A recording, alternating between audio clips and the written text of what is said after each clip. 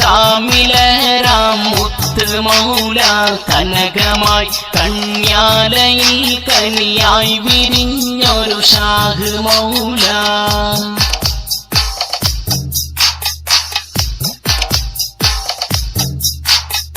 അലിവിൻ നിറകുടമാണവർ അറിവിന്റെ സാഗരമാണ് മൗല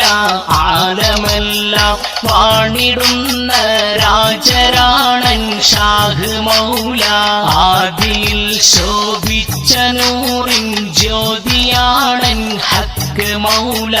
അഷ്റഫുൽ ഖൽഖായ നബിതൻ പ്രഭ ചൊരിയും ഷാഹ് മൗല